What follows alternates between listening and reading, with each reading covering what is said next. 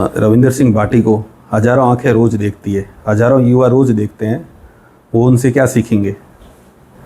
यदि कोई मांग नहीं मानी जाए तो आत्महत्या का प्रयास करना इस समाज के अंदर, इस सामाजिक परंपरा के अंदर कहाँ तक उचित है?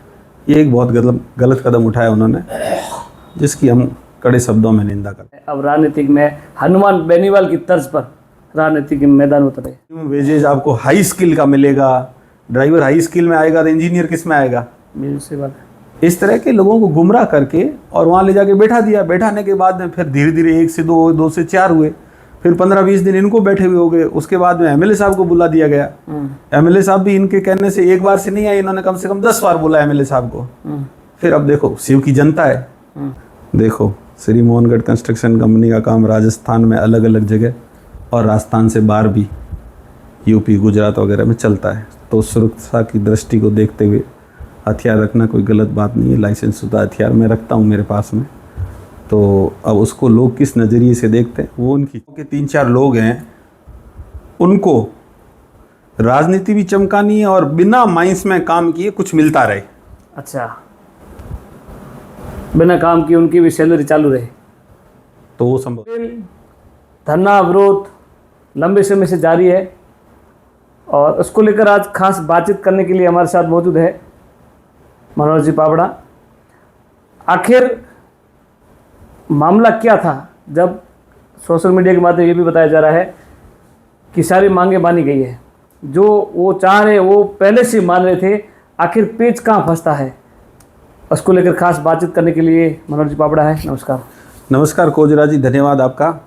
और मैं ये कहना चाहूँगा कि गिरल लिग्नाइट माइंस पे जो धरना चल रहा है, वो धरना किसी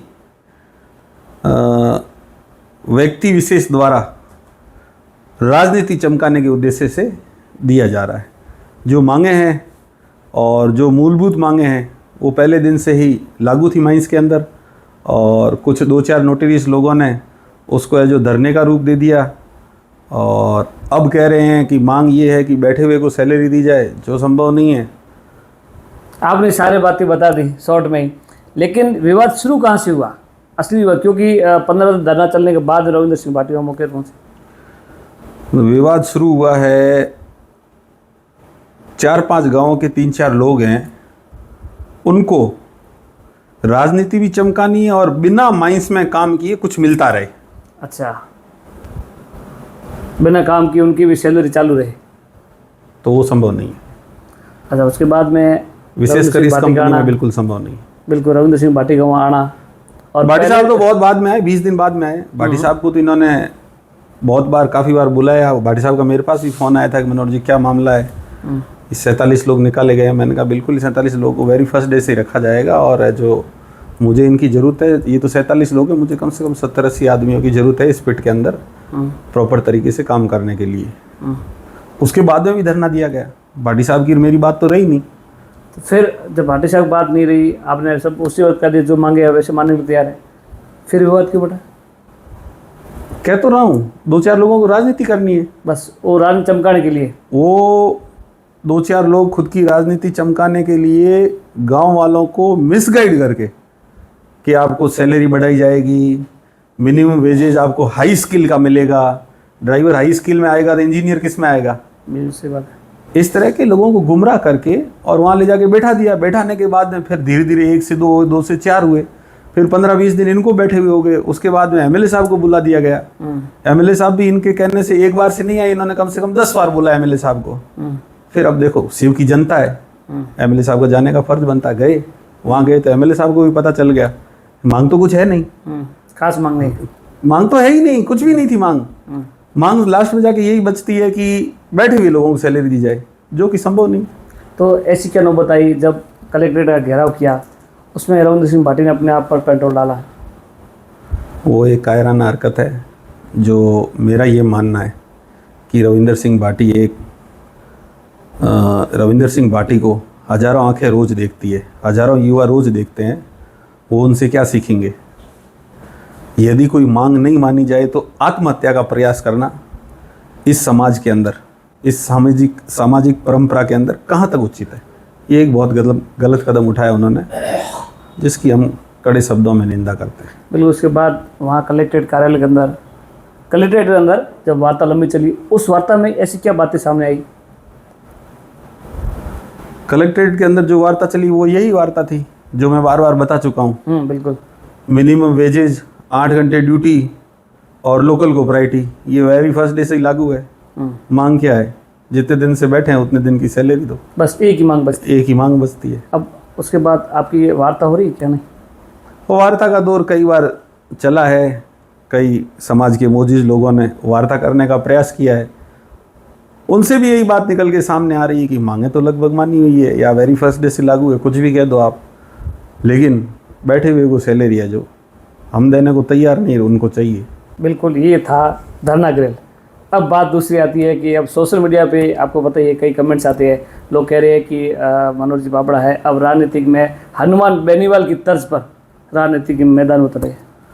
मुझे किसी तर्ज पर उतरने की ज़रूरत नहीं है। मेरे वैसे भी बैकग्राउंड पॉलिटिकल बैकग्राउंड है, तो मुझे इसमें किसी की तर्ज वर्ज की ज़रूरत नहीं। मैं तो मेरे परिवार के जो सिद्धांत, जो संस्कार है, उसके अकॉर्डिंग मैं मेरे हिसाब से चल रहा हूँ।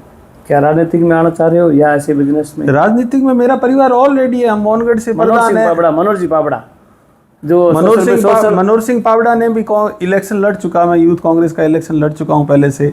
मेरी परिवार में अलग अलग सदस्य, जैसे मोहनगढ़ में महिला सीट थी तो वहाँ से चुनाव लड़ा, और राजस्थान यूनिवर्सिटी मेरी सिस्टर अध्यक्ष रह चुकी है। मेरे पिताजी जैसलमेर से प्रधान रह चुके हैं। मेरे ताऊ जी 4 बार सांसद रह चुके हैं बाड़मेर जैसलमेर से। आप तो मुझे किसकी तर्ज पर चलने की जरूरत है? बिल्कुल। आप लोग जो है बनियों की धार पे चलते हैं, जैसे बनिए है उस हिसाब से आपका व्यवहार चलता है। फिर एक डिफेंडर रील वायरल होती है जिसमें मनोज सिंह पापड़ा के यहाँ पे एक पिस्टल होती है और सोशल मीडिया पे कई सुर्खियाँ बटो रही है।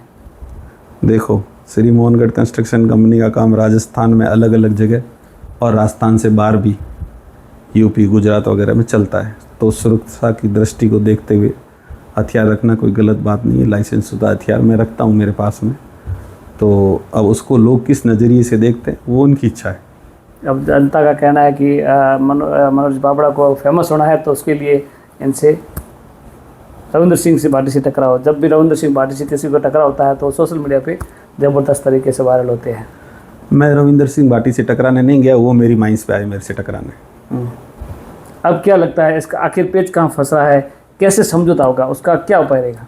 समझौता यही है कि जो मजदूर वर्ग के लोग हैं वो ये 4 नोटरीस लोग हैं, इनको छोड़ दे जो नेतागिरी चमकाना चाह रहे हैं, तो अगले दिन ही काम स्टार्ट हो जाए। उनकी तो कोई मांग ही नहीं है, और उनकी जो मांग है वो वेरी फर्स्ट डे से लागू है। तो आखिर कितना अमाउंट है जो आप नहीं दे पा रहे, क्योंकि लॉस आपको? बात अमाउंट की है ही नहीं। अच्छा, अमाउंट चाहे कितना भी हो, बात अमाउंट की नहीं है। बात ये है कि बैठे हुए को सैलरी दी जानी चाहिए, नहीं दी जानी चाहिए। बिल्कुल सही बात। यदि बैठे हुए कोई सैलरी लेनी है तो 40 दिन की क्यों लेते हो? 100 दिन और बैठ जाओ, 140 दिन की लो ना। 100 दिन और बैठ जाए, बिल्कुल सही बात है। 140 दिन की लो ना, 40 की क्यों ले रहे हो? अब क्या रहेगा मनोज सिंह पापड़ा का कि अगर ये राजनीतिक दौर है, कह रहे कि मैदान उतर चुके हैं, क्या राजनीतिक दौर आगे आपका शुरू रहेगा या ये जो धरना स्थल तक ही जो बिजनेस में आगे कदम बढ़ेगा? मनोज सिंह पापड़ा क्या रहेगी? धरना स्थल या फिर माइंस की बात की जाए तो वो वहाँ मेरा काम है, वहाँ मैं मेरे हक के लिए लड़ रहा हूँ। बिल्कुल। और राजनीतिक इससे अलग है। मैं अभी जिस चीज़ के लिए लड़ रहा हूँ वो काम अलग है। बिल्कुल। आप थे मनोज जी पापड़ा। अब एक ही पेज फंस रहा है, वो है बैठे बैठे सैलरी मांग रहे हैं, जो आपका कहना है कि वो बिल्कुल कतई देना नहीं चाह रहे हैं और न ही देना चाह रहे हैं। लेकिन जो सोशल मीडिया पे लोग जो कई बातें बटोरे हैं, कह रहे कि अब मनोज जी पापड़ा है वो हनुमान बेनीवाल की तर्ज पर राजनीतिक बनना चाह रहे हैं। तो हालांकि ऑलरेडी इनका परिवार है और राजनीतिक से है, चाहे इनके परिवार से प्रधान रह चुके हैं और इनके ताऊ जी है जो 4 बार सांसद रह चुके हैं। तो इस प्रकार से राजनीतिक में नहीं आना चाह रहे हैं, जो है वो ऑलरेडी चल रहा है। लेकिन जो धरना स्थल पर रविंद्र सिंह भाटी की मांगे है, वो सारी मांगे हैं वो लमसम मानी गई। लेकिन एक मांग है जो बैठे बैठे सैलरी दी जाए, जो बिल्कुल ये कत्ते देने को तैयार नहीं है। जुड़े दस्तक के साथ गुजरात पर जैसलमेर।